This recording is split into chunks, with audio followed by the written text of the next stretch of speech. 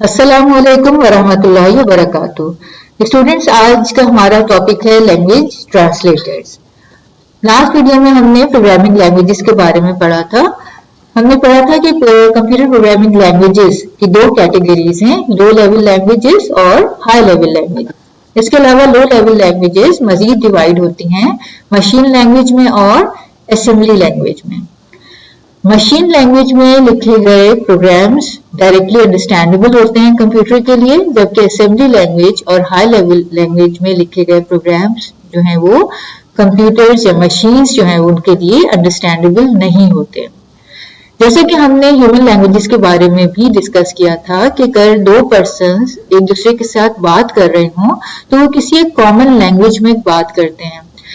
जब वो किसी कॉमन लैंग्वेज में बात कर रहे होते हैं जैसे इंग्लिश, उर्दू या अरबिक, तो वो उनके लिए डायरेक्टली अंडरस्टैंडेबल होती है, मीन्स एक दूसरे की बात को आसानी के साथ समझ रहे होते हैं। लेकिन अगर दो पर्सन्स अगर एक दूसरे से बात कर रहे हैं और दोनों की लैंग्वेज डिफरेंट है, मीन्स एक दूसरे की लैंग्वेज उन्हें नहीं आती, फिर उन्हें एक ऐसे पर्सन की हेल्प लेनी पड़ती है जो दोनों की लैंग्वेज जानता हो और उन दोनों को उनकी लैंग्वेजेस में ट्रांसलेट कर कर बता सके कि एक दूसरे से वो क्या बात शेयर करना चाहते हैं। बिल्कुल इसी तरह कंप्यूटर प्रोग्रामिंग लैंग्वेजेस में है कि मशीन लैंग्वेज ऐसी लैंग्वेज है जो मशीन की लैंग्वेज है, जिसे कंप्यूटर्स जो है वो समझ सकते हैं, अंडरस्टैंड कर सकते हैं, ठीक। लेकिन इसमें प्रोग्राम बनाना ह्यूमंस के लिए डिफिकल्ट होता है, राइट। इसीलिए असेंबली और हाई लेवल लैंग्वेजेस डेवलप हुई ताकि प्रोग्रामिंग करना आसान हो जाए। असेंबली लैंग्वेज में जैसे कि हमने पढ़ा कि इसमें निमोनिक्स इस्तेमाल होते हैं, यानी इंग्लिश एब्रिवेटेड वर्ड्स इस्तेमाल होते हैं, जबकि हाई लेवल लैंग्वेजेस में फुल मीनिंगफुल इंग्लिश वर्ड्स इस्तेमाल होते हैं इंस्ट्रक्शंस देने के लिए, ठीक। अब इन लैंग्वेजेस में प्रोग्रामर के लिए प्रोग्रामिंग करना आसान है, मीन्स यूजर्स के लिए अंडरस्टैंडेबल है, लेकिन मशीन्स के लिए या कंप्यूटर के लिए डायरेक्टली अंडरस्टैंडेबल नहीं है। तो फिर इनको एग्जीक्यूट करने के लिए बिल्कुल इसी तरह जैसे हमें ह्यूमन लैंग्वेजेस में एक ट्रांसलेटर की जरूरत पड़ती है, बिल्कुल उसी तरह कंप्यूटर प्रोग्रामिंग लैंग्वेजेस में भी है कि असेंबली लैंग्वेजेस या फिर हाई लेवल लैंग्वेजेस में लिखे गए प्रोग्राम्स को एग्जीक्यूट करने से पहले मशीन लैंग्वेज में कन्वर्ट किया जाता है और इस पर्पस के लिए ट्रांसलेटर्स इस्तेमाल होते हैं जिन्हें लैंग्वेज ट्रांसलेटर कहा जाता है। यानी लैंग्वेज ट्रांसलेटर्स बेसिकली प्रोग्राम्स हैं जो ट्रांसलेट करते हैं लो लेवल सिंबॉलिक लैंग्वेज यानी असेंबली लैंग्वेज या फिर हाई लेवल सिंबॉलिक लैंग्वेजेस में लिखे गए प्रोग्राम्स को मशीन लैंग्वेज में। इसके अलावा ट्रांसलेशन के दौरान अगर प्रोग्राम में एरर्स मौजूद हों तो लैंग्वेज ट्रांसलेटर उनको भी डिस्कवर और आइडेंटिफाई करते हैं। लैंग्वेज ट्रांसलेटर्स तीन टाइप के होते हैं, इंटरप्रीटर, कंपाइलर और assembler. One by one in translators को हम डिस्कस करेंगे, इनकी प्रॉपर्टीज डिस्कस करते हैं। सबसे पहले असेंबलर।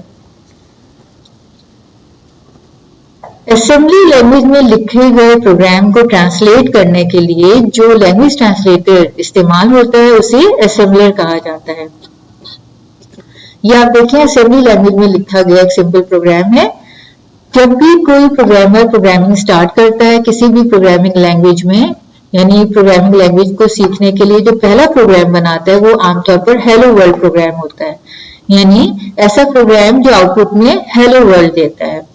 तो ये असेंबली लैंग्वेज का हेलो वर्ल्ड प्रोग्राम है, यानी जब ये एग्जीक्यूट होगा तो इसका आउटपुट क्या आएगा, हेलो वर्ल्ड। लेकिन ये प्रोग्राम कंप्यूटर के लिए डायरेक्टली अंडरस्टैंडेबल नहीं है, राइट। तो इसको पहले मशीन लैंग्वेज में कन्वर्ट होना होगा, जिसके लिए लैंग्वेज ट्रांसलेटर इस्तेमाल होगा। कौन सा लैंग्वेज ट्रांसलेटर, असेंबलर। असेंबलर के जरिए इस प्रोग्राम को पहले ट्रांसलेट किया जाएगा और फिर वो इसको एग्जीक्यूट करेगा, राइट। यानी जैसे कि अभी आपने देखा एग्जाम्पल में कि असेंबली लैंग्वेज में प्रोग्राम बनाना 1 zeros यानी मशीन लैंग्वेज के मुकाबले में आसान है, लेकिन क्योंकि असेंबली लैंग्वेज मशीन या कंप्यूटर के लिए अंडरस्टैंडेबल नहीं है, तो टू मेक दिस प्रोग्राम और to make assembly language program understandable by machine, और कंप्यूटर इनको ट्रांसलेट करना होता है किसमें, मशीन लैंग्वेज में, और उस पर्पस के लिए असेंबलर इस्तेमाल होता है। Okay students, now next language translator that is interpreter. Interpreter एक लैंग्वेज ट्रांसलेटर है, एक ऐसा प्रोग्राम है जो ट्रांसलेट करता है हाई लेवल लैंग्वेजेस में लिखे गए प्रोग्राम्स को मशीन लैंग्वेज में, ठीक है। लेकिन ये प्रोग्राम क्या करता है, आपने जैसे अभी एग्जाम्पल में देखा कि मल्टीपल स्टेटमेंट्स थी, इसी तरह आप हाई लेवल लैंग्वेज में प्रोग्राम बनाते हैं तो भी मल्टीपल स्टेटमेंट्स होती हैं, लेकिन इंटरप्रीटर क्या करता है, एक एक स्टेटमेंट को ट्रांसलेट करता है और एग्जीक्यूट करता है। मीन्स एक स्टेटमेंट ट्रांसलेट की, उसको एग्जीक्यूट किया, जैसे ही वो स्टेटमेंट ट्रांसलेट होकर एग्जीक्यूट हो जाती है, मेमोरी से वो स्टेटमेंट जो है वो रिमूव हो जाती है और उसके बाद नेक्स्ट स्टेटमेंट लोड होती है, फिर नेक्स्ट स्टेटमेंट इसी तरह ट्रांसलेट होती है और एग्जीक्यूट होती है। और अगर ट्रांसलेशन के दौरान इंटरप्रीटर को एरर्स मिलते हैं किसी भी स्टेटमेंट में तो प्रोग्राम एग्जीक्यूशन रुक जाती है, राइट। मींस जब तक उस स्टेटमेंट में या उस प्रोग्राम लाइन में मौजूद एरर फिक्स नहीं हो जाता, जब तक प्रोग्राम एग्जीक्यूशन आगे नहीं बढ़ती है, ठीक है। यही वजह है कि जो नई नई प्रोग्रामिंग करना सीखते हैं, यानी जो बिगिनर्स होते हैं प्रोग्रामिंग के, उनके लिए ये इंटरप्रीटर प्रोग्रामिंग लैंग्वेजेस जो हैं वो सूटेबल होती हैं, राइट। क्योंकि ऐसी जो लैंग्वेजेस होती हैं जो इंटरप्रीटर से कन्वर्ट होती हैं मशीन लैंग्वेजेस में, उनकी प्रॉपर्टी क्या होती है कि वो एग्जीक्यूशन को स्टॉप कर देती हैं अगर किसी प्रोग्राम लाइन में एरर आता है तो, राइट। और जब तक वो एरर फिक्स नहीं हो जाता, जब तक प्रोग्राम एग्जीक्यूशन आगे नहीं बढ़ती, right. Okay, now compiler. Compiler भी इंटरप्रीटर की तरह हाई लेवल लैंग्वेजेस में लिखे गए प्रोग्राम्स को मशीन लैंग्वेज में ट्रांसलेट करता है, लेकिन फर्क क्या है, जैसे कि अभी हमने पढ़ा कि इंटरप्रीटर एक एक स्टेटमेंट को ट्रांसलेट करता है और एग्जीक्यूट करता है, जबकि कंपाइलर पूरे प्रोग्राम को एक साथ जो है वो ट्रांसलेट करता है मशीन लैंग्वेज में और उसका जो कन्वर्टेड प्रोग्राम होता है उसको स्टोर कर लेता है डिस्क में, राइट। यानी कंपाइलर जो है वो स्टेटमेंट बाय स्टेटमेंट्स जो है वो ट्रांसलेट करता है मशीन लैंग्वेज में, लेकिन एग्जीक्यूट नहीं करता, और जो एरर्स आते हैं उनको जो है वो रिकॉर्ड करता रहता है और लास्ट में समरी दे देता है कि इस प्रोग्राम में इतने एरर्स हैं, राइट। और वो प्रोग्राम जो है वो सेव हो जाता है डिस्क में। यानी जो ओरिजिनल प्रोग्राम होता है वो सोर्स प्रोग्राम कहलाता है और जो ट्रांसलेटेड वर्जन होता है उसे ऑब्जेक्ट प्रोग्राम कहते हैं। और जब भी इस प्रोग्राम को दोबारा एग्जीक्यूट किया जाता है तो कंपाइलर ऑब्जेक्ट प्रोग्राम को रन करता है, राइट, जिसकी वजह से कंपाइलर प्रोग्राम्स की एग्जीक्यूशन जो है वो इंटरप्रीटर प्रोग्राम से मुकाबले में फास्ट होती है, क्योंकि इंटरप्रीटर प्रोग्राम जो है वो हर दफा ट्रांसलेट करते हैं और एग्जीक्यूट करते हैं, जबकि कंपाइलर प्रोग्राम्स जो है वो एक दफा ट्रांसलेट कर देते हैं और फिर ऑब्जेक्ट प्रोग्राम बना लेते हैं और जितनी दफा एग्जीक्यूशन होती है वो ऑब्जेक्ट प्रोग्राम इस्तेमाल करते हैं, मींस उनको दोबारा ट्रांसलेशन की जरूरत नहीं होती। The program is compiled again if the changes are made in the source program. यानी प्रोग्राम में अगर आप कुछ चेंजेस करते हैं, सोर्स प्रोग्राम में कुछ चेंजेस करते हैं तो आप प्रोग्राम को दोबारा कंपाइल करेंगे, राइट। और अगर कंपाइल किए बगैर आप एग्जीक्यूट कर देंगे ऑब्जेक्ट प्रोग्राम के थ्रू तो वो फिर प्रीवियस प्रोग्राम ही शो करेगा बगैर चेंजेस के साथ, राइट। तो जब भी हम चेंजेस करते हैं कंपाइलर प्रोग्राम्स में सोर्स कोड में तो उनको कंपाइल किया जाता है दोबारा, ठीक है। ओके स्टूडेंट्स, ये दो मुख्तलिफ हाई लेवल लैंग्वेजेस में लिखा गया हेलो वर्ल्ड प्रोग्राम है।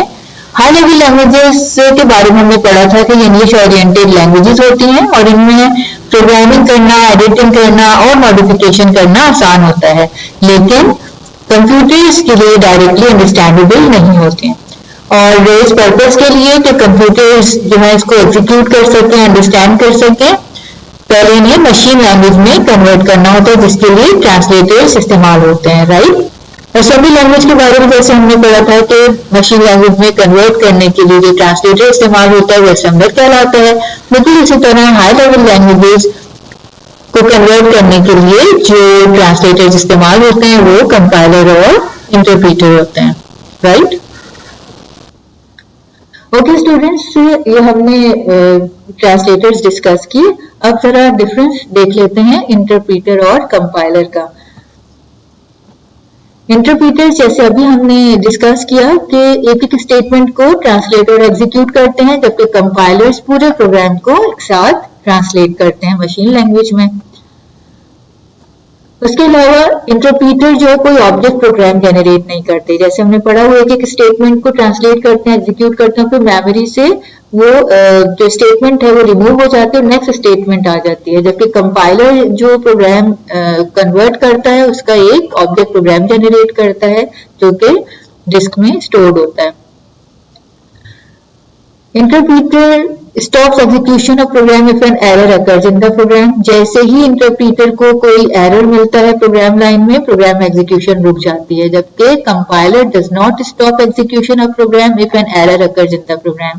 अगर प्रोग्राम में कोई एरर आता है तो कंपाइलर प्रोग्राम एग्जीक्यूशन को नहीं रोकता। They are built in languages, यानी इंटरप्रीटर लैंग्वेजेस के साथ ही उनके लैंग्वेज ट्रांसलेटर्स होते हैं, बिल्ट इन होते हैं। जबकि कंपाइलर लैंग्वेजेस में जो उनके ट्रांसलेटर्स हैं वो एज अ सेपरेट फाइल मौजूद होते हैं। उसके अलावा they translate slower as compare to compiler and compiler translate faster as compare to interpreter. जैसे कि अभी हमने डिस्कस किया कि ये जो इंटरप्रीटेड लैंग्वेजेस हैं ये इनको बार बार ट्रांसलेशन और एग्जीक्यूशन की जरूरत होती है। मीन्स आप जितनी दफा एग्जीक्यूट करेंगे उतनी दफा ट्रांसलेट होगी स्टेटमेंट और एग्जीक्यूट होगी। जबकि कंपाइलर जो है वो एक दफा ट्रांसलेट कर ऑब्जेक्ट प्रोग्राम क्रिएट कर लेता है और हर दफा फिर ऑब्जेक्ट प्रोग्राम एग्जीक्यूशन के लिए इस्तेमाल होता है। इस वजह से कंपाइलर प्रोग्राम जो है वो फास्टर होते हैं एग्जीक्यूशन में इंटरप्रीटर के मुकाबले में। इंटरप्रीटर लैंग्वेजेस के एग्जाम्पल में बेसिक, लोगो, पाइथन वगैरह शामिल हैं। Examples of compiler based languages are C, COBOL etcetera. Okay students, अब हम डिफरेंसेस देख लेते हैं सोर्स प्रोग्राम और ऑब्जेक्ट प्रोग्राम के। A program written in assembly language or high level language is called source program। यानी कोई भी प्रोग्राम जो मशीन लैंग्वेज के अलावा किसी और प्रोग्रामिंग लैंग्वेज में लिखा जाए उसका जो ओरिजिनल प्रोग्राम है वो सोर्स प्रोग्राम कहलाता है। जबकि उसका जो ट्रांसलेटेड वर्जन है जो कि मशीन लैंग्वेज में कन्वर्ट हो जाता है उसे ऑब्जेक्ट प्रोग्राम कहा जाता है। The source program after being converted into machine language program is called object program. Next point है it must be translated into machine language before it become executable. यानी सोर्स प्रोग्राम को execute होने से पहले machine language में convert होना जरूरी है। जबकि ऑब्जेक्ट प्रोग्राम जो है वो डायरेक्टली अंडरस्टैंडेबल बाय कंप्यूटर या directly executable bye computer. Means computer उनको डायरेक्टली एग्जीक्यूट कर सकता है, उसे और किसी किस्म की ट्रांसलेशन की जरूरत नहीं होती। थर्ड पॉइंट है source program is in human understandable form. यानी ये प्रोग्राम जो है वो इसको ह्यूमन समझ सकते हैं, जबकि ऑब्जेक्ट प्रोग्राम जो है वो मशीन अंडरस्टैंडेबल फॉर्म में होता है। Fourth and the last point is it is written by a computer programmer. यानी सोर्स प्रोग्राम जो है वो कंप्यूटर प्रोग्रामर्स लिखते हैं और object program is generated by language translators. Means इन्हें लैंग्वेज ट्रांसलेटर्स जनरेट करते हैं। ओके स्टूडेंट्स, आज जो हमारा लैंग्वेज ट्रांसलेटर्स का टॉपिक कंप्लीट हुआ था। अब इसका होमवर्क देख लीजिए।